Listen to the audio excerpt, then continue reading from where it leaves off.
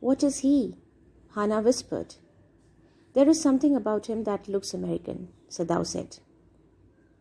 Sadao suspected him to be an American. He took up the battered cap. So he checked the battered cap. Battered means worn out. "Yes, there, almost gone," was the faint lettering. Almost gone, that means something was written, but it was not very clearly seen. "A sailor," he said, "from an American warship." He spelled it out, US Navy. The man was a prisoner of war. He was the prisoner of war. He was from US Navy. He was a soldier. He was a sailor of American naval ship. So it was clear from his cap that he was a prisoner of war. So the person was a prisoner of war.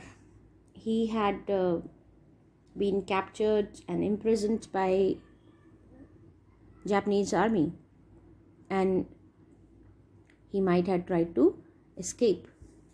"He has escaped," Hannah cried softly, "and that is why he is wounded." "In the back," Sadao agreed. They could make out that he might have tried to, escape, and while doing so, he was shot at the back. So they understood everything. They hesitated, looking at each other. Then Hannah said, with resolution, she came up with a decision. She said, "Come, are we able to put him back into the sea?" "If I am able, are you?" Sadao asked. She said, "Let's throw him back into the sea." Sadao said, "Could you be able to do that?" Hannah replied, "No, but if you can do it alone." She wanted Sadao to do that on his own. Sadao hesitated again.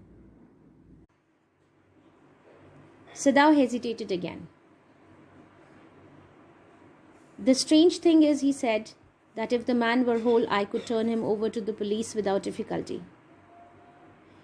He could not throw him into the sea. He could not gather that much of courage. He, in fact, did not budge.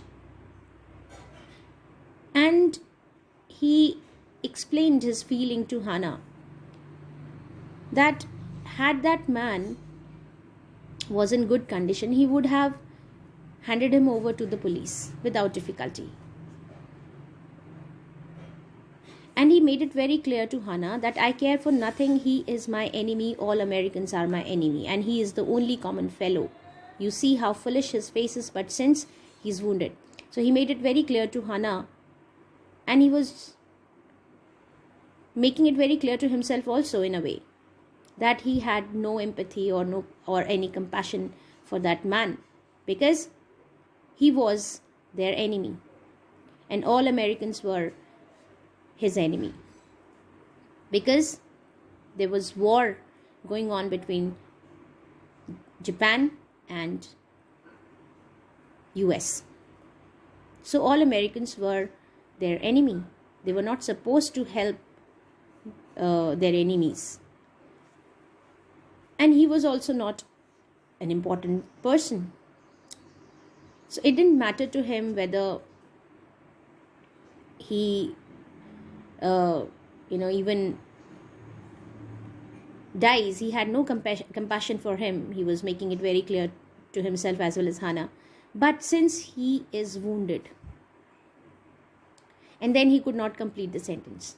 But because he was injured, the man was injured, he wanted to help him. That he could not say. Because helping an enemy meant betraying the country, his own country. He could not complete the sentence. He could not tell his feelings in words. So he was in a dilemma. He was in a fix. He was in a dilemma, what to be done.